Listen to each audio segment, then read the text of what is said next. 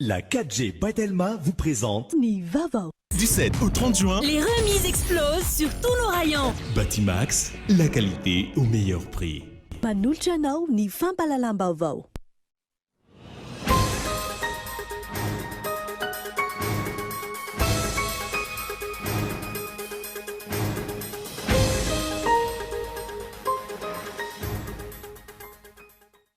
Tsy mahomby ny mpiakady rehetra napetraka hatrizay nentina nampandroso ny faritra atsimo amitaky fomba fiasa sy lalan-tsaina vaovao ny fanarenana izany raha nambaran'ny filohan'ny Repoblikan'i Madagasikara Antony anatanterahana ny fikaonandoha lehibe hifotony any faratofay ankehitriny.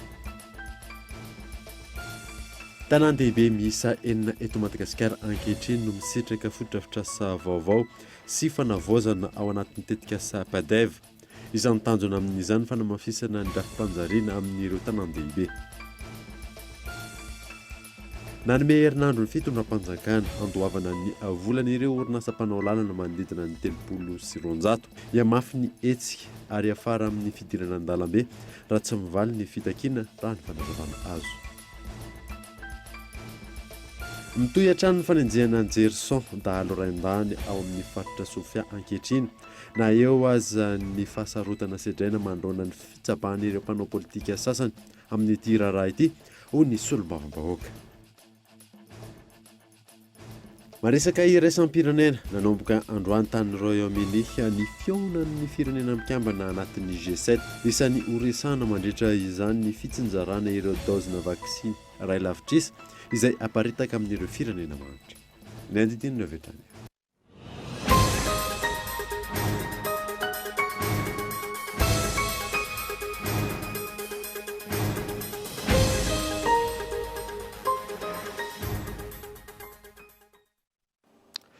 Finaritra tompoko lasy tompoko avy fotoana vaovao eto amin'ny Kultivika manasanao anaraka izany hatramin'ny farany.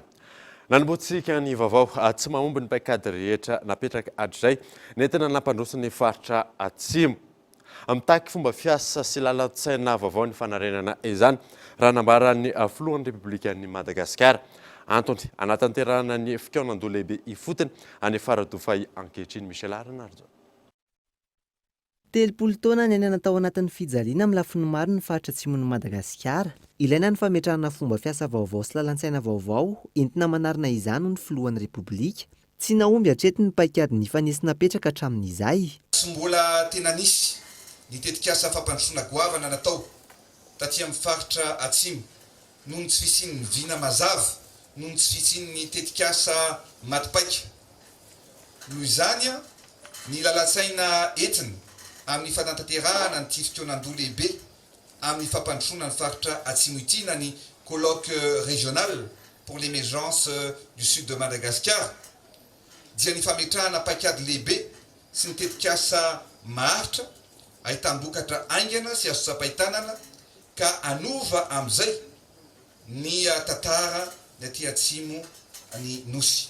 Nanamafy izany ny governoran'ny faritra nosy. Indrisy tokoa fanandritran'ny taona maro dia natao ankilabao sy fandanimbola fotsiny ny fijerena ny faritra atsimo ity ka hany ka vahaolana sy asa tsy maharitra ary vonjomaika hatrany no natao.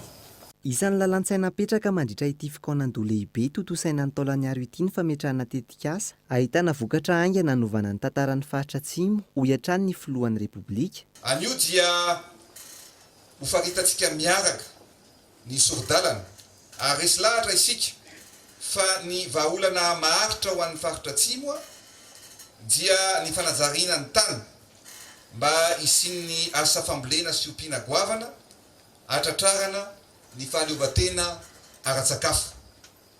Eo ihany koa ny fametrahana indostria manodina ny vokatra sy ny akora fototra izay ahafahana mamelona ihany koa ny vahoaka aty. Ho ataontsika ny ametraka pipeline ny EFAO mandrapatonga any Ambosary parapatonga any Ambozimbe. Pipeline izay mizara roa izy io,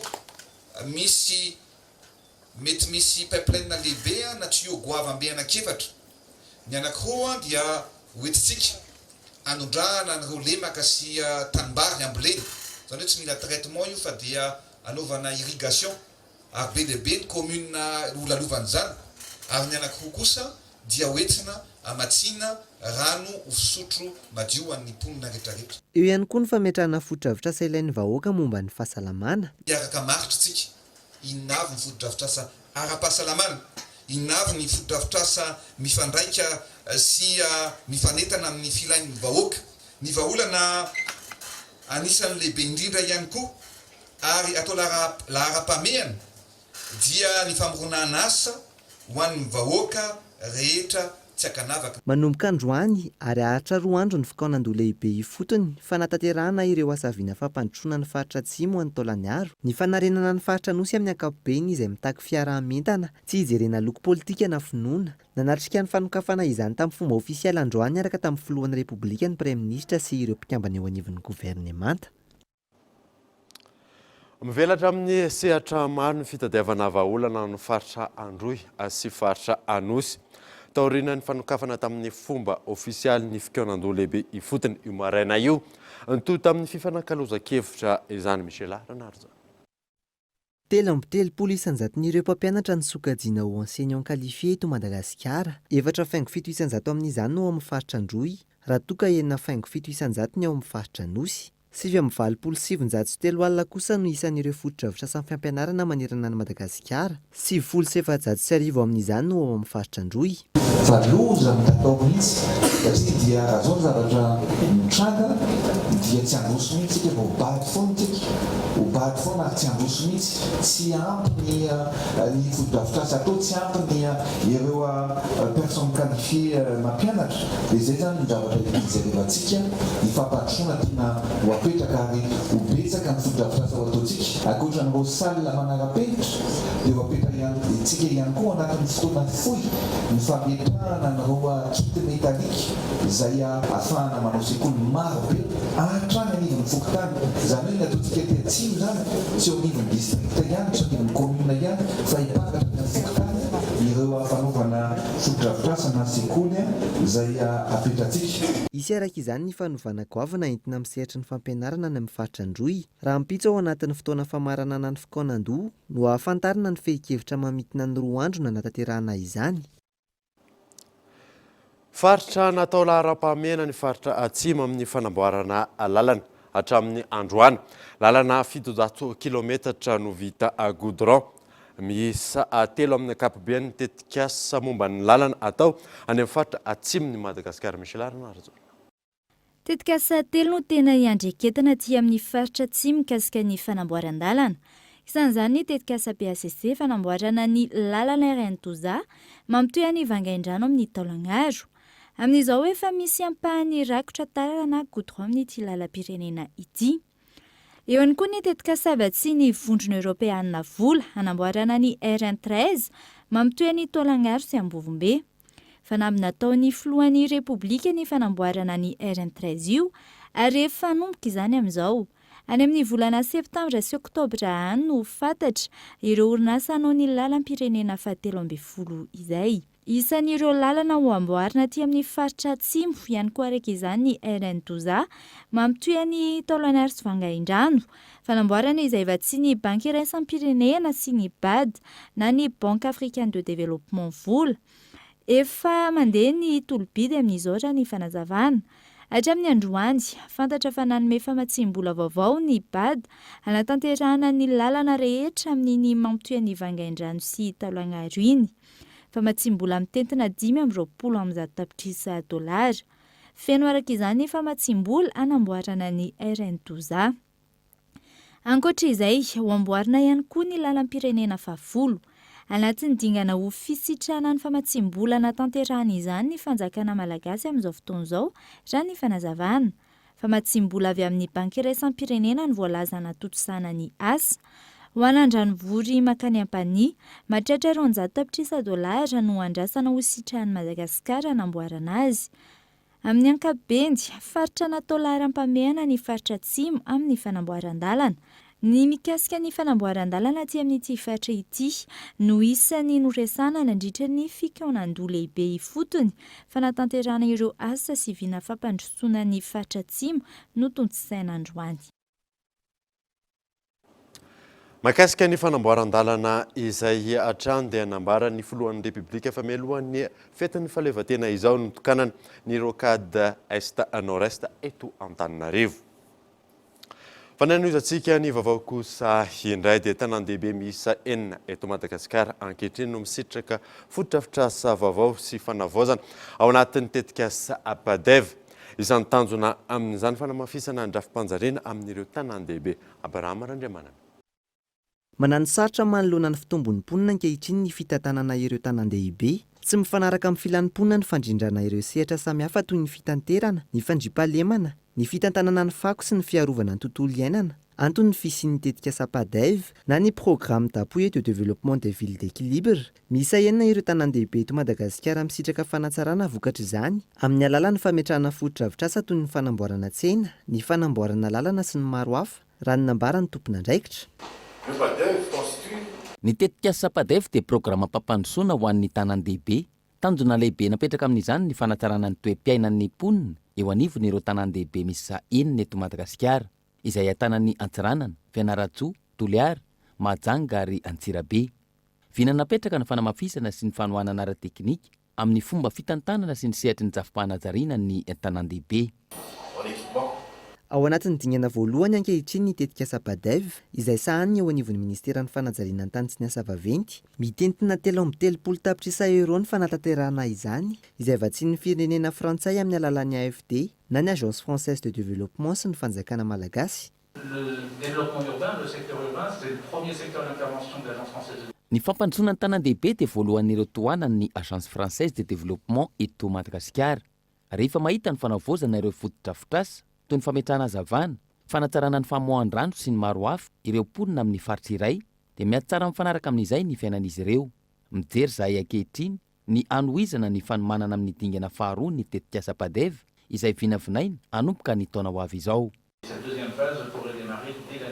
Hatreto, mahatratra 7,7 isanjato ny fandrosoan'ny asa fanamboarana tafiditra ao anatin'ny tetikasa Apadev ho an'ny tanàna n'Antsiranana, 5,20 isanjato kosa izany ho an'ny tanàna ny Fianaratsoa ary 4,2 isanjato ho an'ny tanàna ny Toliara. Tsy ahivina, nanomboka ny taona 2014 ary ahatra 15 taona ny fanatanterahana ny tetikasa Apadev. Anomboka tsy ho ela ny asa fanamboarana ny RN5 lalana izay mampitohy an'ny 10.9 Atsinanana. Nahazo fankatoavana tamin'ny filoham-pirenena sy ny filan-kevitra minisitra ny fampiasana ny tedi-bola entina anamboarana izany. Araka ny fanazavana teo anivon'ny Ministeran'ny Fanajariana ny tany sy ny asa vaventy, eo ampikarakarana ny antota taratasy rehetra ny ministera tompon'andraikitra. Nanoizantsika ny vaovao kosa indray dia totosa tamin'ity androany ity ny famindrana andraikitra teo amin'ny folo vaovao sy ny folo teo aloha anivon'ny fitsarana avo momba ny lalam-pandroenana. Isan'ny fomba fiasa vaovaon'ny HCC ankehitriny ny fanamafisana ny fiara-miasa amin'ny CENI raha ny fanazavana azo. Io na saina. Isy ratsa mangaika izay iarahany vaomera maleo tena misana ny fifidianana sy ny fitsarana avy momba ny lalam-pandroenana ajoro ary aparitaka manerana ny nosy anatsarana ny tontolo ny fifidianana mba azahoana ny fatokisany rehetra amin'ny vokatra ivoaka hoy ny filohan'ny HCC vaovao Rakotoarso Florent teny amin'ny lapan'ny fitsarana avy momba ny lalam-pandroenana Amboda tamin'ity androany ity. Ho amafisina ho asiana rafitra hiara-iasa amin'ny CENI. Ny CENI dia sy ny fitsarana avy mana lalam-pandroenana dia samy manana ny andraikitrinay zahay. Kanefa mba hanatsaratsarana kokoa ny sy mba hialana amin'izay tsiny na mety ho fahadisoana angamba misy teo aloha dia zahay tsy handrakotra ny CENI na hifehy azy fa misy rafitra hiaraha-miasa ary isy ratsa mangaika hatrany amin'ny faritrany zany mba hahatonga ny fifidianana mba hahafa-po kokoa. Zay le izy fa tsy misy zavatra tonga lafa rehetra tany. Iady ho an'ny fahaliovan'ny tena ny fitsarana, ampanjaka ny tany-tandalana ny fitsarana avy momba ny lalam-pandroenana raha ny fanazavana hatrany. Asa tao voalohany ny fandiniana ireo fitoriana vary mangatsika ny mpitondra teo aloha. Ny fitoriana zany na ny fangatahana na ny etaeta rehefa ato amin'ny CENI izy dia tsy maintsy mitsara an'io zahay. Na ho azo raisina na tsy mitombona io araka ny teninareo zay dia tsy maintsy mitsara an'io zahay. Fitsarana avy mora lalam-pandroenana ty dia tahaka ny fitsarana rehetrarehetra. Raha misy didy avoaka na décision zany na arrêt na avia indrindra fa raha zavatra mahakasika resaka politika dia tahaka ny mpandihy lava volo-kelika ny firanavo manara-pandrenana mahay mahazo tsiny sy mahay mahazo tsiny zay le fipetraka ny ato dia efa nanao fianianana sy hijery hoe avy any amin'ny assemblée nationaly no nahatonga anahy ato na avy any amin'ny président nahatonga ahy ato ka dia zay tian'ireo nanolotra no atao fa tsy izay tsony le izy fa dia fiazahana zany no atao ato mba hijery amin'ny fomba tsy miangatra ny lalam-panorenana ary ny lalam-panorenana ihany. Isan'ny nanamarika ny fitsarana avy momba ny lalam-panorenana teo aloha ny famoahana ireo didy sy fanapa-kevitra toy ny pacte de responsabilité ny taona 2024 sy ny maro hafa izay nizorana nankany amin'ny fifidianana filoham-pirenena mialohan'ny fotoana. Androany nanambara i Jean-Éric Rakotoarso fa nisoroana ny krizy no antony ireny fanapa-kevitra ireny. Ny alana amin'ny krizy mizavatra ny tranga mety tsy mahafaly ny sasany didy fa zay dia nanatanteraka ary ny tsy fikortanan'ny firenena foana no nitandrovana matoatsika mbola afaka mihaona ohatr' zao dia tonga mba fa vita ny didy raha tamin'ireny fotoana ireny dia tena nandalo fotoatsarotra amin'ny firenena ireny zany no tena nanahirany satria ny tsara ho fantatranareo tsara ho fantatra ny voaka malagasy fa manana ny toerana sy manana ny aja ny fitsarana avy mba lalam-pandrenana Madagasikara amin'ireo fikambanan'ny fitsarana lalam-pandrenana manerana an'izao tontolo zao na ny aty Afrika na ny miteny frantsay na le cour constitutionnelle mondiale misy crédibilité amin'ireo rafitra rehetrarehetra ireo isika ary zay tsy maintsy tandrovana. No tanterana androany lanonana famondrana andraikitra teo amin'ny filohan'ny fitsarana avy momba ny lalam-pandrenana teo aloha Rakotoarso Jean-Éric sy ny filoha vaovao Rakotoarso Florent izay hitarika ity androm-panjakana ity mandritra ny 7 taona.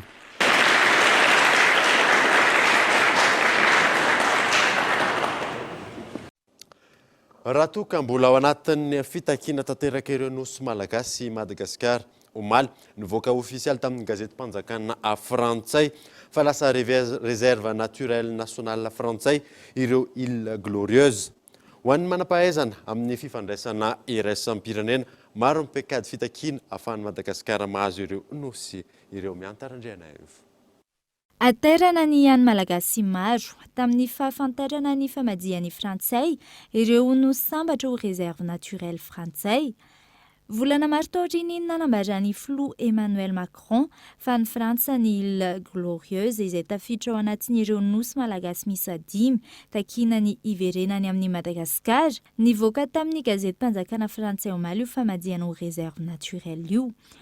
Ho any manampahaizana momba ny fifandraisana iraisam-pirenena mbola azo Madagasikara atao tsara no mitaky ireo nosy ireo na nisy azy io didy navoaka ny fanjakana frantsay io. Zany aloha dia efa midika hoe tsy hijanona fotsiny amin'izao ny frantsay fa anjarantsika fotsiny hoe tsy fantatritsika na niasa na tsy niasa tao anatin'izay fotoana lavabe izay fa eritreretina hoe niasa manginitsika nefa zany miasa manginy zany tokony hitantarana dika ivelany ny zavatra nataony affaires étrangères na miteny inona izy na inona zareo zany edivana ihany zany sur le plan juridique moa efa nandeha ireny zavatra ireny fa sur le plan politique koa zany diplomatie politique ny tena edivana aminy tokony zao tsika dia efa hiresaka amin'ny membre conseil de sécurité izay tena contre ny frantsay ny sonosy ny rosianina zany aloha dia efa ny anglisy ke tokony resana satria efa niala tao amin'ny union européenne ke ny anglisy be dia be ny zavatra azo atao be dia be ny resaka efa nataontsika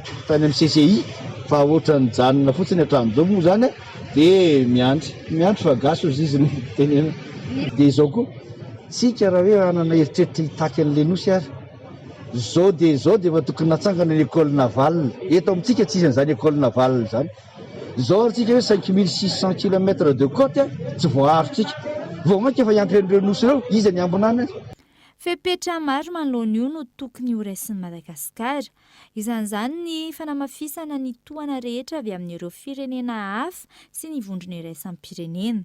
Tokony azo natao rehefa tokony natao hatramin'izay le hoe lobbying international sous régional aloha zareo tsara ny fietsehan'ny frantsay fa tany tsara fa hoe puissance régionale zay mety tena nahirana azy Afrique du Sud, Inde ary Australie aty amin'ny océan Indien. Inona nataony Macron teo resaka amin'ny Afrique du Sud izy zao izy filoham-pirenena africaine tatsimo io miaraka be izy zao 3 semaines teo zay niresaka tamin'ny Australiana izy hoe andaotsika resaka momba sécurité aty amin'ny océan Indien. Tanao zany mafetsy azy Inde moa dia efa niresahany efa hatramin'izay le puissance régionale tokony resahantsika tonga dia niresaha amin'ny aloha zany hoe hosahirantsika raha iresaka amin'ireo ary fa ny geste anakay tokony nataontsika zao dia hoe mandefa ambassadeur ao Australie aloha fa au niveau de région tsika zao niditra atao amin'le hoe ZLE CAF zone de libre échange du continent africain ampiasao koa ireo satria groupe africain amin'ny Nations Unies matanjaka be tokony ady ho an'ny Madagasikara ianao olona mpikambana sady mpikambana amin'ny Union africaine ianao mbola niditra amin'ity ZLE ty dia ao anatin'izany koa SADC ny COMESA ary le IORA.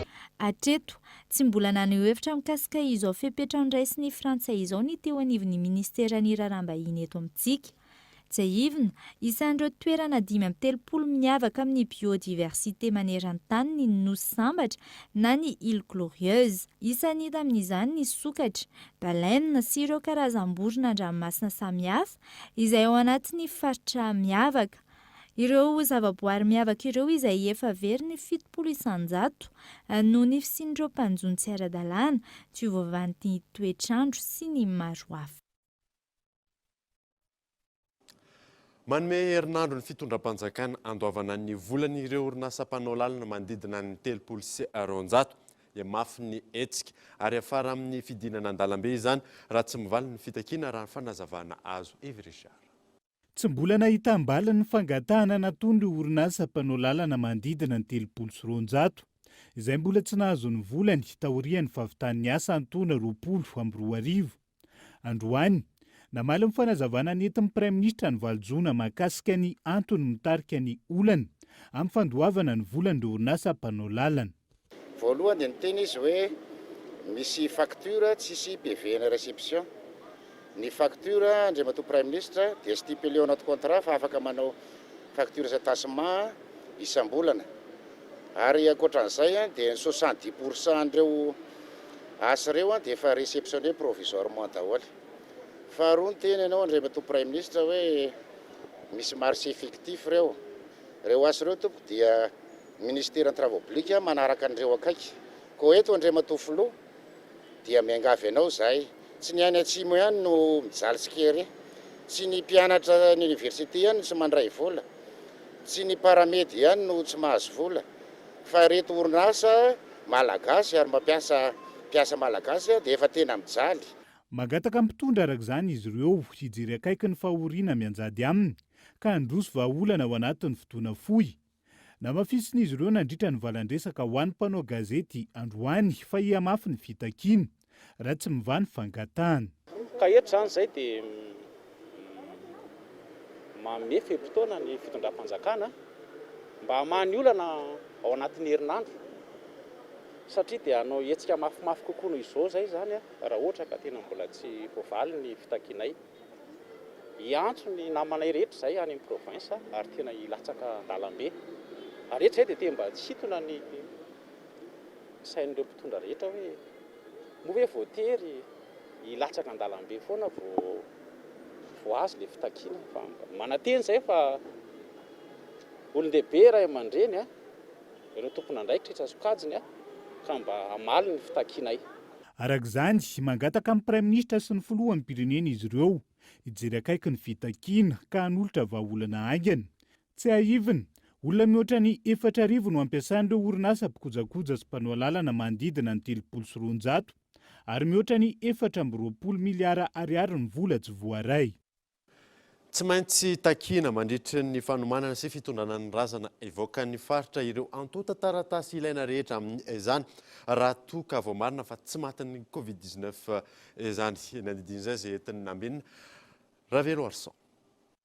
Ho fanatanterana ireo fepetra noraisina nandritra ny filakevitry minisitra ny 7 volana Jona 2023 lasa teo mahakasika ny fitondrana razana voamarina fa tsy maty noho ny valanaretina covid-19 mandritra izao vanim-potoana ny amianara-pahasalamana izao misy ireo taratasy tsy maintsy atao mialoha ny tondrana ny razana izay alaina eny anivo ny BMH na ny bureau municipal d'hygiène eny amin'ireo faritra misy izany.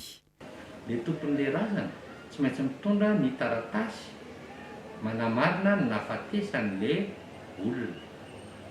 Zany hoe ino no afaka marinanay hoe azo entina sy tsy azo entina ny razana. Satria fantatsika tsara zany fa raha ny covid-19 dia mbola fantatsika fa mbola tsy azo entina ny razana. Fa reo hafa kosa dia azo entina ny razana rehefa vita ny fahamarinana. CSP2 no manao an'izay asan'ny BMH zay. Ka tsy maintsy mandalo any amin'ireny ataontsika hoe CSP2 na anaovana nanoratana ny soratra amin'le maty ireny sy nandalo tamin'le mairie no ahafahana manamarina an'izany. Rehefa feno tanteraka ireo fepetra-takiana izay voalaza tetsy ambony mikasika ny fahazoan-dalana mitondra razana mivoaka ny faritra iray voamarina fa tsy maty noho ny valanaretina covid-19 anjara ny avy anivon'ny polisy pirenena indray rehefa feno ireo taratasy ara-panjakana rehetra ireo. Arak'izany miroso amin'ny mise en barrière ny polisy pirenena fa tsy hoe ny polisy pirenena akory no manome alalana na tsy anaovana izany. Ny polisy pirenena dia tsy mionona fotsiny amin'le fanaovana PV ohatra hoe routine fotsiny hatramin'izay fa hijerany tsirairay izay razana hoentina hiala amin'ny faritra misy azy. Tsy ahivina trano fa ny osika sy ny fampiasana osika dia fandikan-dalàna. Voararan'ny fehezan-dalàna famaizana ao amin'ny andinin-dalàna fa 570 ka hatramin'ny fa 770 ary ny fandikan-dalàna enjen'ny lalàna ihany koa ny bris de scellé na ny fanokafana ny vaty tsy eo anatreny manam-pahefana. Manantona trano ny tompona andraikitra raha misy ny mampisalasala mahakasika izany. Tahaka mahazatra anaraka dokavatra isika melohany idirantsika ny tapany faharoan'ny vaovao rehefa avy eo ary.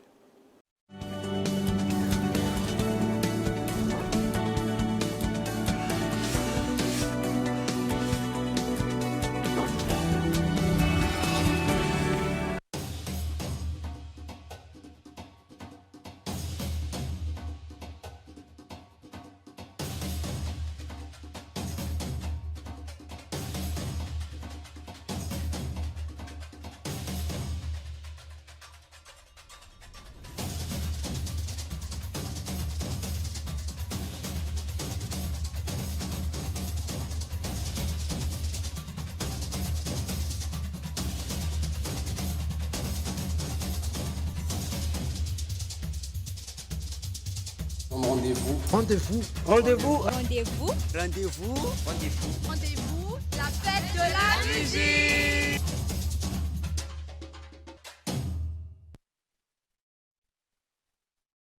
Azafady kely ange Feriza no manana kabony milamina izany io ny sasany ary tena mbola hafa koa le afaka misasa rehefa tonga ny fadim-bolana. Nefa ireo olona manana fahasembanana ara-batana, ara-tsaina, amin'ny fahitana, amin'ny fiainoana ary ny ankamaroan'ny vehivavy malagasy na tanora na antitra dia tsy manana kabony mifanaraka amin'ny toe-batana akory, toa miosina mihitsy aza. Tia tafiasa fa na maimbo tsisy raha misasana na miandry alina vao mivoaka ao alatrano isasa. Ok izay ny fanoliana azy ireny fa olombelona toa asy anao ihany izy.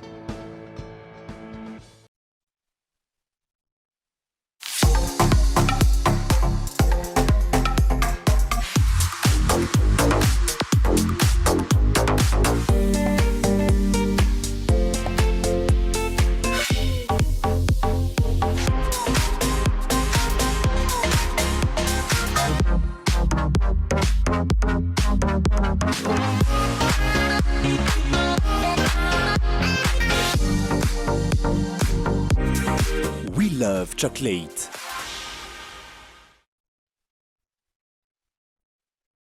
Lame bic, maranitra, tsy mety arafesina, mateza.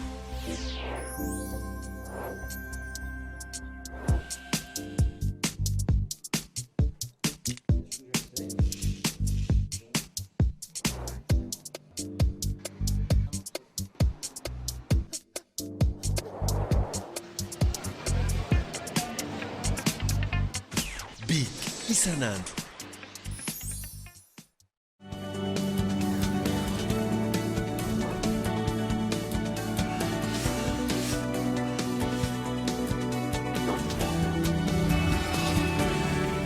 manambahiny sampana fampahalalam-baovao amin'ny ity alina ity vahiny roa no raisitsika amin'ny zany tsisy zany fa rajerinera Adriana sy rakotondrazana ny asany izay samy tompony ndraikitra avy eo anivony AFT miarabanareo tonga so atao anatin'ny fampahalalam-baovao fantanina apetraka voalohany dia hoe ikarakara etsikinareo avy amin'ny AFT atsoatsy afaka lazalazainareo misimisy kokoa hoe makasika izay etsika izay. Ilay hetsika zany dia ny fankalazana ny fête de la musique 2021 izay iarahan'ireo Alliance Française fito ambin'ny folo eto Madagasikara miasa amin'ny Telma Madagasikara. Ny fête de la musique amin'ity taona ity dia ankalazaina ny 4 ka hatramin'ny 1 Jona. Miavaka kely ny fankalazana azy amin'ity taona ity noho ny ame anara-pahasalamana, noho izany dia tsy mivantana intsony ireo fampisehoana fa atao en ligne eo amin'ireo tambazotra sosialy ny ireo alliance tsirairay avy ireo. Niteny anao teo hoe en ligne le fête de la musique amin'ity taona ity ahoana kosa ny programme mahakasika ny zay izy en ligne zay. Araka ny lazainy Adriana teo ny Alliance Française Madagascar zany hoe Alliance Française fito ambin'ny folo eto Madagasikara no miaraka miasa amin'ny Telma Madagasikara amin'ity fête de la musique ity. Ireo Alliance Française fito ambin'ny folo ireo dia samy manana ny tambazotra sosialy avokoa, tambazotra seraserany avokoa, dia tsy ny izany fa ny Facebook, Instagram ary ny YouTube. Zany hoe manomboka amin'ny faha-efatra ambin'ny folo ny volana ka hatramin'ny faha-raika amby roapolo ny volana dia hisy hetsika isan-karazany ho hitanareo amin'ireo tambazotra sosialy ireo ahita hetsika hetsika arakira moa zany mazava ho azy satria ao anatin'ny fête de la musique le izy. Raha ho an'ny Alliance Française n'Antananarivo manokana zao ohatra dia hisy mpanakanto anakenina ho hitanareo amin'ny fandimidimby ao amin'ireo tambazotra sosialy ireo. Tsy izy izany fa i Rekofia and his band, i Joanna, misy Saïda, AF Jazz, ny Tarika Loharano ary Joanna sy ny Tarika Ambondrona no mamarana anazy ao amin'ireo tambazotra sosialy ireo. Dia amin'ny programme ahoana ny programme rehetra hijery an'izy en ligne moa zany milaza anazy. Raha ohatra ka te hijery te hiara-paly aminay nareo amin'ity fête de la musique ity dia aza misalasala mihitsy miditra ao amin'ny page Facebook nireo Alliance Française tsirairay avy ireo. Ohatra hoe raha te hijery ny eto Antananarivo manokana ohatra nareo zao dia afaka mijery ao amin'ny Alliance Française n'Antananarivo. Ny manamarika anazy kely amin'ity taona ity raha ohatra ka hoe tsy hitanareo, sarotra aminareo mahita an'izay page ny Alliance Française n'Antananarivo izay dia afaka ihany koa nareo makao amin'ny page ny Telma satria ny page ny Telma ihany koa dia afaka mampitatsika mivantana an'ireo hetsika isan-karazany ireo. Raha te hijery any Samuel ohatra nareo izay isehatra ao Antsirabe dia afaka mijery ny page ny Alliance Française n'Antsirabe. Raha ohatra ka te hijery any Joanna ohatra dia afaka makao amin'ny page ny Alliance Française ny Antananarivo.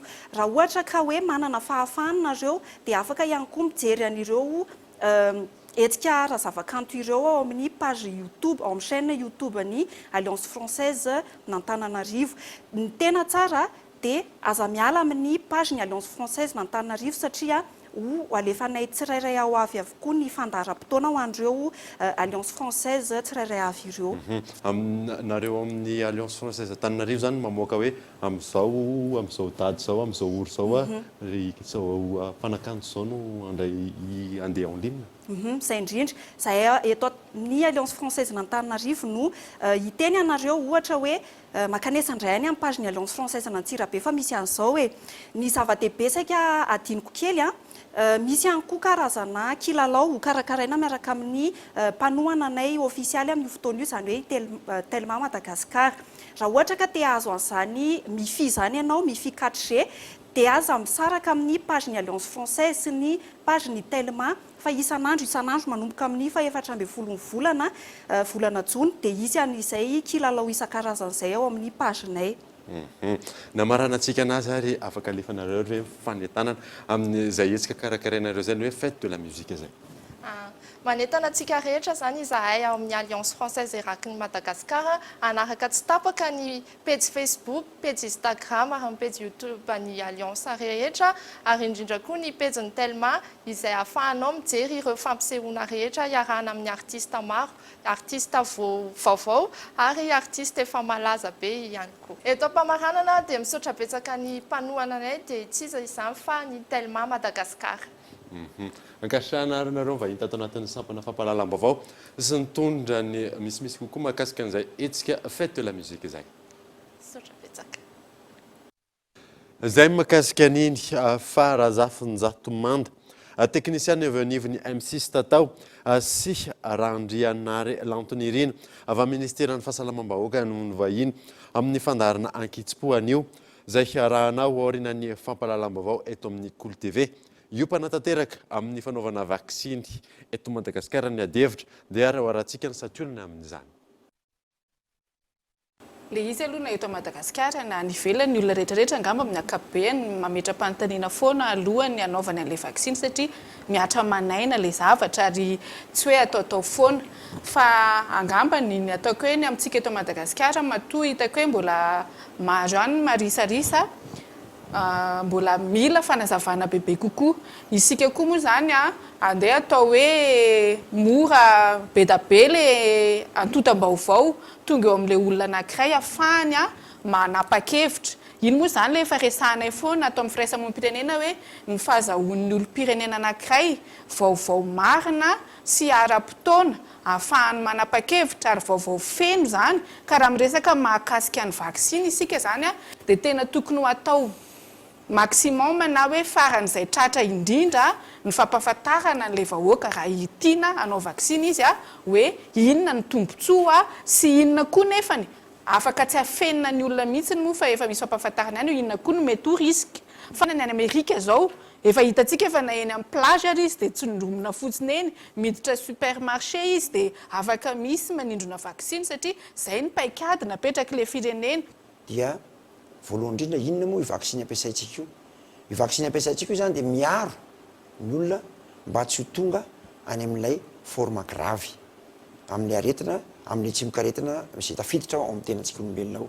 Le valanaretina zany tsy ho tonga any amin'ny forme grave le olona. Fa nefany tsy io rery akory dia maharo atsika hoe tsy ho tonga any amin'ny zany atao hoe troisième vague ak le teninao zany fa miankina amintsika tsirairay avy isanambaratongany ary fanajana indrindrindrindra ny fepetra. Lafy mavahoafa kosa indray dia efa nahitana fianana ny fampiasana zaza tsy ampy-taona tamin'ireo firenena nanosony ny fifanarahana nanomboka ny taona 2022. Androany nankalazana ny andro maneran-tany amin'ny azany izay natao visioconférence ka nandraisan'ny vadin'ny filoham-pirenena anjara fitenenan'ny laharana FSO.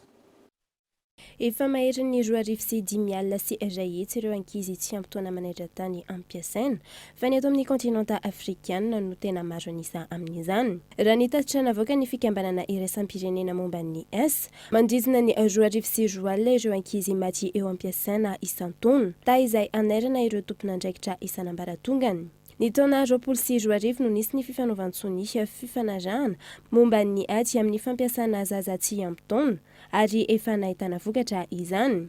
Et pour cela, je tiens à remercier l'Organisation internationale du travail qui depuis 100 ans tsy haiko tsy ankasitraka ny ezaka izay efa nataon'ireo fikambanana iraisam-pirenena momba ny S izay efa nandritra ny 100 taona no niaty tamin'ny fampiasana zaza tsy ampy-taona. Ny taona 2022 taorian'ny fankatoavan'ireo firenena nanosony ny fifanarahana laharana faharoa amby 20 izay napetraky ny OIT amin'ny fiadiana amin'ny fampiasana zaza tsy ampy-taona. Amin'izao dia efa ampiarina maneran-tany izany. Ka manery ireo mpikambana rehetra hanome lanja ny tetikasa irosona amin'ny tsy fampiasana zaza tsy ampy-taona. Manoloana ny ezaka nataon'ny vondrona iraisam-pirenena, ireo governemanta sy ireo mpisehatra rehetra ny 930 isanjato ny fampiasana zaza tsy ampy-taona tao anatin'ny 10 taona. Ka zato tapitrisa amin'izao ireo ankizy misitraka ny zoany.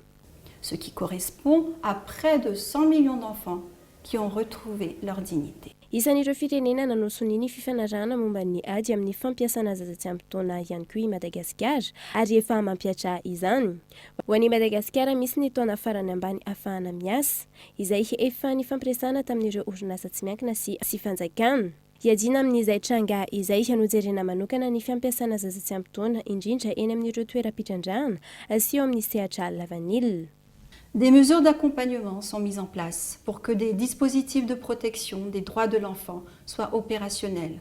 Efa misy ny fandraisana andraikitra amin'ny fampanajana sy fiarovana ny zon'ny ankizy toy ny fametrahana vondrona nasionaly izay miady fampiasana zaza tsy ampy taona izay efa miparitaka any amin'ny faritra. Efa misy ny fifanarahana izay nankatoavana eo ihany koa ny lalàna izay nolanina izay narahana hetsika fanentanana fa saingy mbola lavitra ny ezaka izay mbola hotratrarana.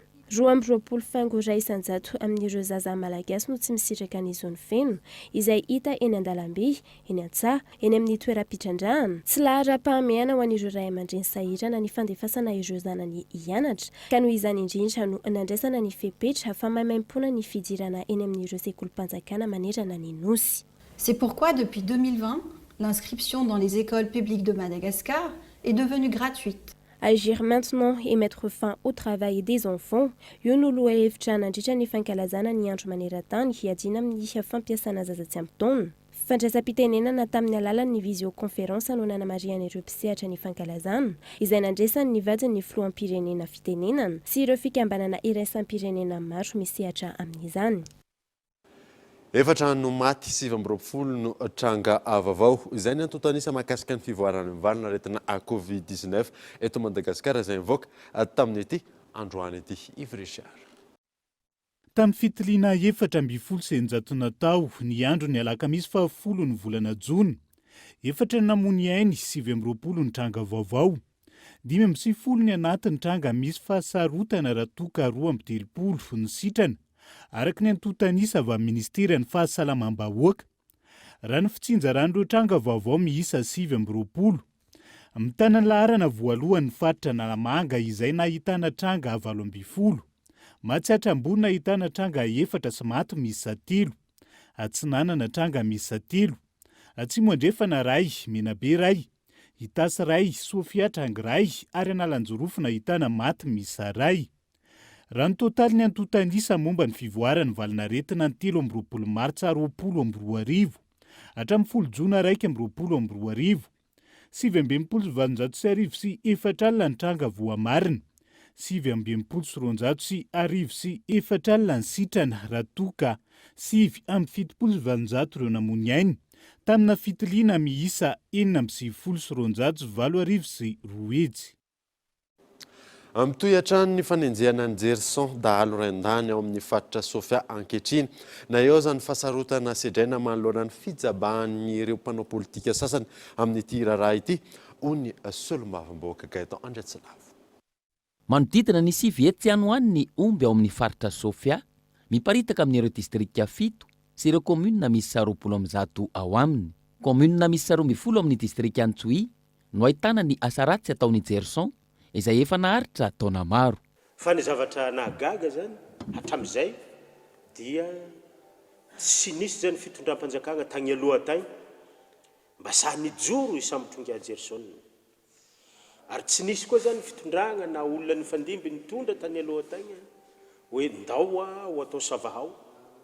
Ireo kijany maloto anafenany ka Jerson na Mampisavorovoro amin'izao fotoana ny fanararaotana ataon'ireo mpanao politika sasany ary mampanano sarotra ny opération atao. Ny olo mpanao politika ao ambadika zireo zany misy afa manao kajikajy politika miketriketriky tianao gouverneur amin'ny faritra Sofia.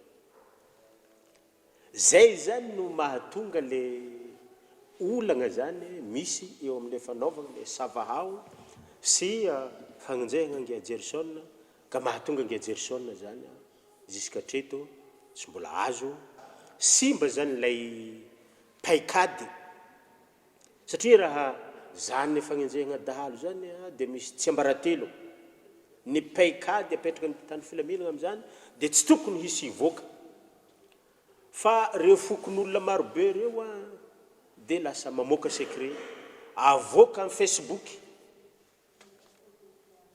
Androany ianao manao opération mbola tsy tonga amin'le toerana hanaovana le opération efa misy mamoaka Facebook.